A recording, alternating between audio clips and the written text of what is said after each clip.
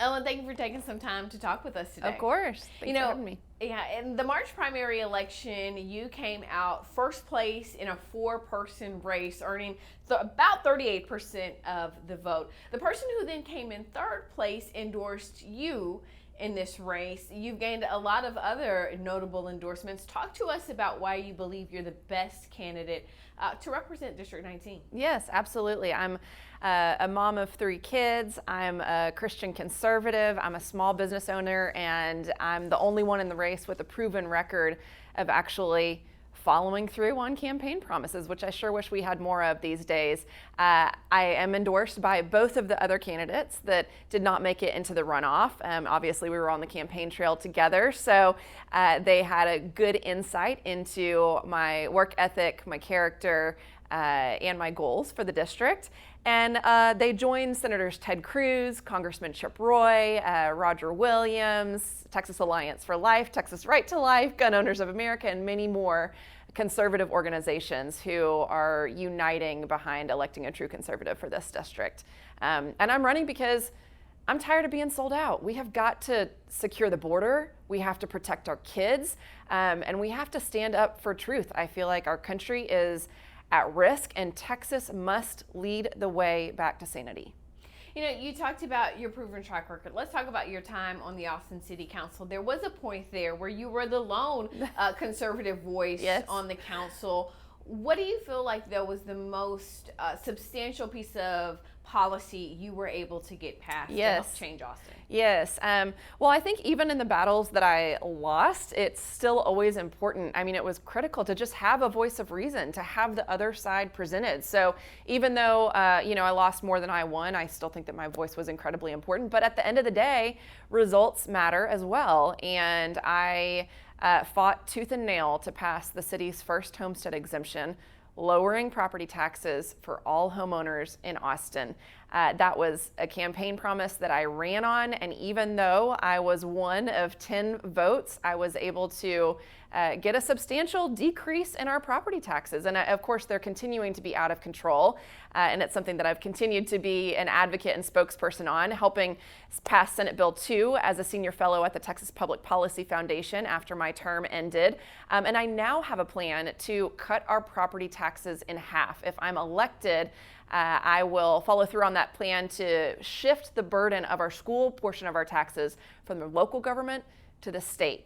Cutting property taxes in half, getting rid of Robin Hood, fixing our school finance system, and making sure our public schools are fully funded. So I have the policy background and the expertise to really dive deep into the big issues that our state is facing. All right, well, I'm going to put my questions on hold so we can hear more about this plan. How would you suggest the state pay for that? So there is currently a surplus that we have at the state level, and they just passed actually a new cap that will increase that surplus. So if we specifically dedicate that extra revenue to buying down the maintenance and operation portion of our property taxes, we can completely eliminate it within 10 years, again, shifting that burden. This is something that I worked on at the Texas Public Policy Foundation with other economists and experts, and have been advocating for since 2019. And I think that we're really gaining steam, and it's really possible because, talking about, capping appraisals and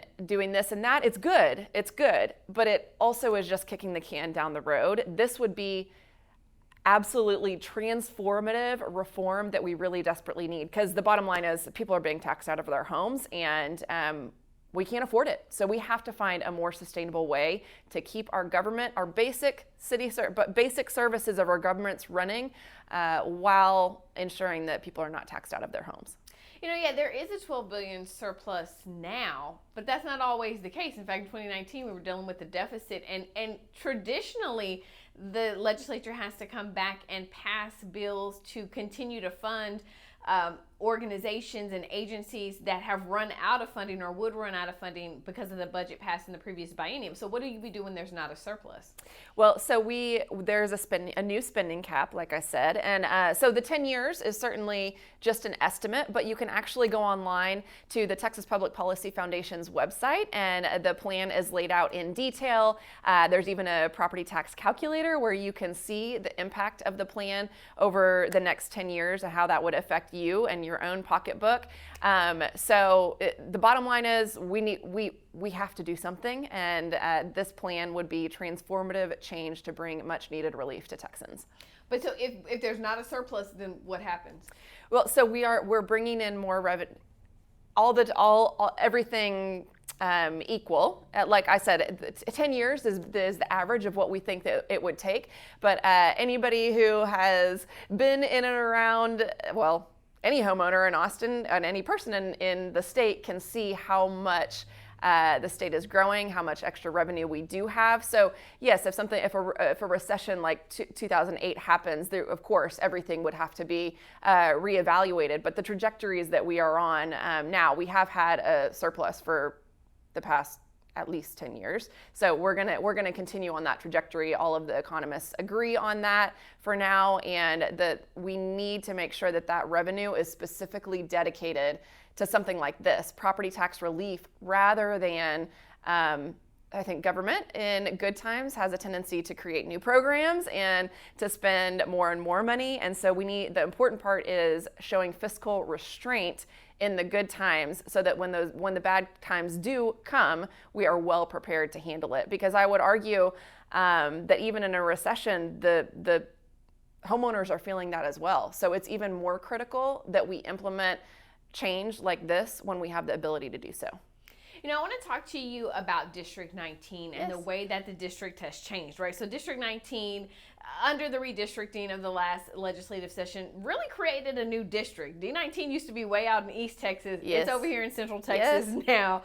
And I think sometimes at the Capitol, what we see is rural interests and urban interests tend to clash. So you, as someone who comes from that urban background, Austin City Council, living within, an urban city, how are you going to best represent the interest of those rural members of District 19? Yes, well, great question. And both my husband and I are from more rural communities. He's from Uvalde County and graduated with 15 people in his graduating class of Knippa, Texas. And I'm from Flower Mound, where it was more pasture land than strip malls. So that is our background. We found ourselves in Austin because that's where the jobs were after we graduated from college. Mm-hmm. And even though it wasn't where we planned on raising our family and setting down our roots, it was really the property tax issue that I realized somebody's got to do something. We're going to be taxed out of our home. We had saved money, both worked 2 jobs to save money to buy our first home in Austin. And it was shortly after that we got our first property tax bill and realized we're going to be taxed out of our home sooner rather than later. And rather than give up, I mean, the easy thing to do would have been to run and to sell the house and to get back to our more rural roots. But we prayed about it and ultimately kind of woke up with the true conviction that we have to fight where we're most needed. And so even though the odds were not in my favor, I did run and win and serve as the only conservative on the Austin City Council. And we've since moved out, and I stayed in the city during my entirety of my 4-year term, but we have since moved outside of Austin, about 45 minutes west of here. We also own land in Mason County, and we spend as much time out there as possible close to Fredericksburg. So this is a district that we do have roots in, I would say. And in fact, my father-in-law has worked with farmers in these communities for decades as the AgriLife Extension agent, making sure that the ranchers and farmers have the tools and resources that they need to produce crops and raise cattle. So yes, I served on the Austin City Council because I thought that was where I was being called and where I was most needed. But this district, the Hill Country, really is the true heart of Texas. It is the last. Gosh, when I think of what we need to do to keep Texas red, I think of the people across the Hill Country who have stood up time and time again from the encroachment on the big cities, and there's no one that is better prepared than I am after serving as a chief of staff for conservative legislators for 10 years, serving on a local city council, serving as a senior fellow at the Texas Public Policy Foundation, and just being an absolute conservative fighter for the past 2 decades to really understand those dynamics and ultimately stand up for what is right and get Texas back on the right track.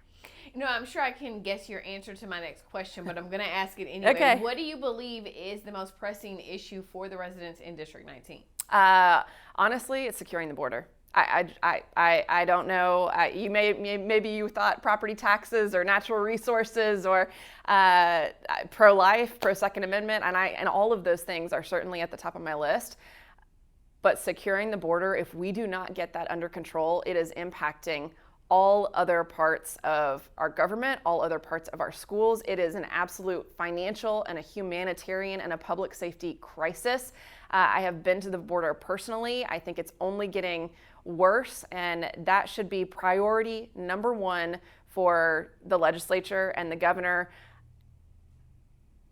And from there, of course, we can do more things at once, and I will still continue to be an advocate on all the other issues that I listed, but I think border security is priority number one. So let's talk about border security. What do you believe should be Texas's role in securing the border? Yep. Well, unfortunately, Biden has just completely abandoned our state and clearly has no interest in making sure that we have a secure border. And I am a true believer that to have any sovereignty, any sovereign nation has to have secure borders. Of course, we are going to be following the governor's lead, and I know that he is doing as much as he can to make sure that we're pouring resources and people to making sure that happens. But I have a plan to get rid of the magnets that are bringing people here in the first place, like the free government handouts, whether it's housing or whatever else. We don't have citizenship checks for a lot of our state-funded programs. We need to make sure that the magnets that are bringing people here in the first place are done away with. Second, more boots on the ground and better technology. The cartels are absolutely beating us hands down in the technology that they are using to smuggle drugs and people across our borders. And we have to do a better job of investing in technology that is going to help us have the information that we need to effectively combat them. And then last, I just think part of it is a morale issue. We need our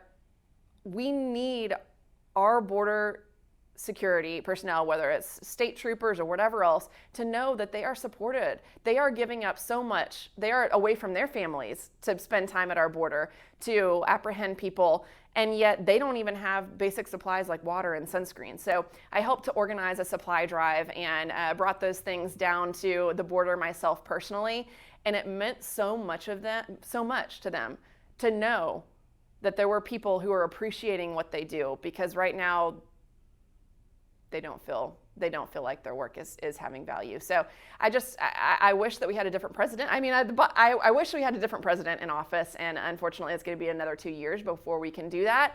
But in the meantime, Texas has to take our own future into our own hands, and that's something that my kids are ninth generation Texan.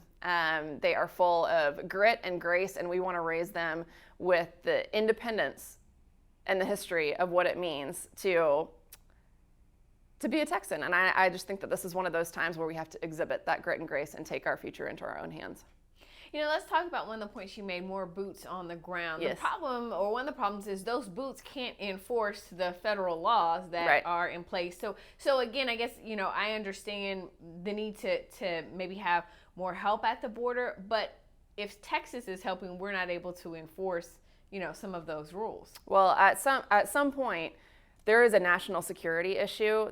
Like I said, there is talk about a crisis. I mean, there were so many rules and regulations that were thrown out when COVID hit, and the government just jumped to lock people down and force mandates on people. And so in times of crisis, the government has found ways to make sure that their will is done. And I would just say that this is a true crisis. This is a crisis if I have ever seen one. And so if we care about the health and safety of our state, we have to secure the border.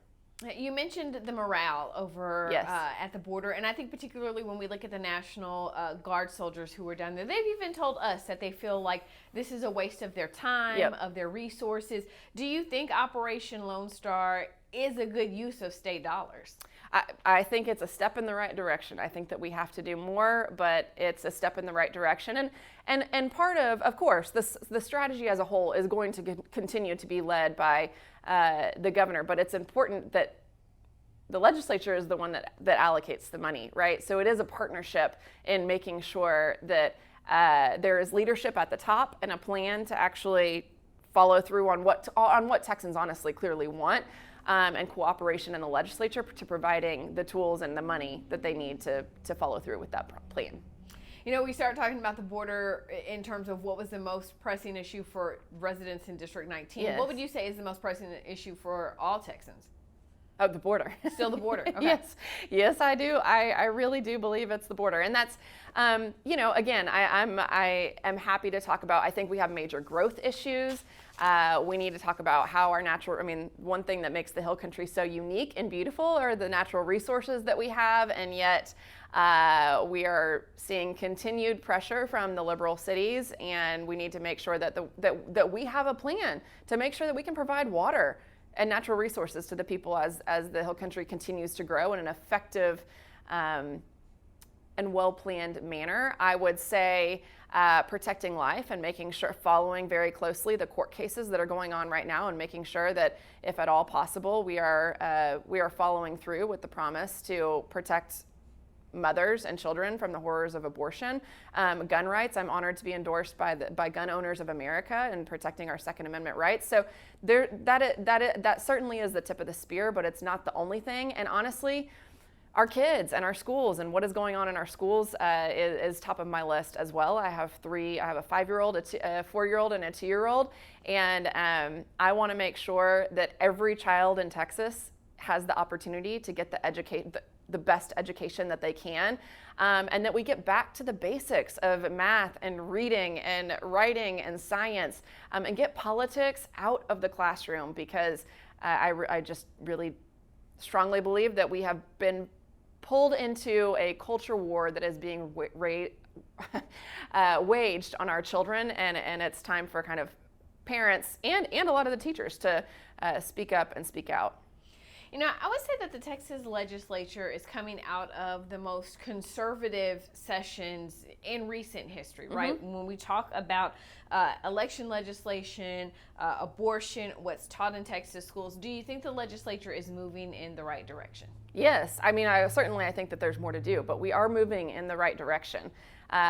What more is there to do? Well, we still have not passed a mandate on, we have still not passed a ban on vaccine mandates. I am the only candidate in this race who has pledged to make sure that we are not mandating vaccines in the state of Texas. I would say there's more to do on the school issues, and in light of some of the crazy books that we've seen coming out, and just make sure that, like I said, every child has access to an excellent education. I think that will be a big issue coming into this next legislative session. I would also say one place where we can improve is making sure that we have Republicans leading as committee chairs. Right now we have Democrats, even some of the ones who flew to DC and kind of abdicated their responsibility to their constituents last summer. Some of those people are serving as committee chairs in a very conservative legislature. So again, I'm the only one in this race who has pledged to vote to make sure that in a Republican-led House that we have Republican committee chairs as well. So let's talk about that for a minute, because the reality is the state of Texas consists of people who are both Republicans and Democrats. And so in the spirit of being able to work together, you have a Speaker of the House who did appoint Democrats to lead in some of these committees. Why is that not a good, consensus? Why is that not showing that both sides are able to work together to pass legislation that's best for Texans? Well, while it sounds good in what you just said, the reality is that's where bills go to die, right? If there's if a conservative bill gets sent to a committee with a Democrat committee chair, that committee chair has full ability to not bring that bill up for a hearing. And we're in the minority of states who have a a government that operates in this way. Florida, for example, they have term limits, first of all, and second of all, that most states operate the person who, the party who is in power, that is also who is appointed as committee chair. So I think that it does hinder. I know it is a reason that we have not been able to get more conservative legislation through the legislature. So I look forward to working with the speaker and other conservative Republicans on making sure that we have a body that represents the majority of Texans. But now we have to point out that yes, a lot of bills do go to die, or they do die rather, while they're in committee, but the speaker decides which committees they go to, and you do have bills that would seem as though they would go to one committee where perhaps the Democrat is the chair and they're not going to those committees, they're going to other committees. So there are workarounds. I'm sorry, what's the question? So, I mean, I understand what you're saying, but that didn't stop any of this legislation from passing. I think that if it would have, some Democrats particularly, there were bills that they did not like coming out of committees that they were the chairs of. Yeah, I guess maybe we'd just agree to disagree on this point. I think that yes, we're on the right track, but there's still more to be done, and I do think that that's a reason that has held back our conservative priorities. If you make it past this primary runoff and win the general in November, what's the first bill you file? Oh gosh, that's such a great question, and there are so many that come immediately to mind. Honestly, my property tax plan is one that I think I am well versed on and would be able to be a leader on. I'm one of those people where I am happy to lead the charge if the charge needs to be led, but if there is already somebody else leading the charge, I will gladly join the fight behind them. I don't need the spotlight. So I would say banning taxpayer-funded lobbying is certainly at the top of my list. We have taxpayer dollars right now that are being spent to hire contract lobbyists that go to the Capitol and lobby against often the best interest of the residents. So we've got to get rid of that. And whether it's me or somebody else leading that fight, my opponent is an unregistered taxpayer-funded lobbyist and who has testified against many priority bills for the Republican that are in the Republican platform. So I want to make sure that we're shining a light on that. Property tax reform that I've already mentioned. I think I've also committed to do some local work with each individual county in this district. For example, Kendall County in particular, they'd like to work on a plan to make sure that they have the tools that they need to manage growth effectively. So there's big picture things and there's small things. And there's tons of other stuff, like the city of Austin right now is talking about doing a universal pay where they just give people $100,000 a year. I'm so sick and tired of us being reactive to what the liberal cities are doing. We need to put Texas in a place where we're being more proactive. So if there's something that I can do I've kind of become an expert on local control and preemption issues and that complicated relationship between cities and states. So I think I can also be an asset in making sure that we're leading the charge instead of responding to maybe the charge of the liberal cities. Give our viewers some final thoughts on why they should perhaps elect you this May. Yeah, so I think the choice is clear. I am the only candidate in this race with background and experience working in public policy. I know what I'm fighting for. I'm fighting for my kids. I have a plan to actually follow through. I don't just talk the talk. I have a proven record of walking the walk.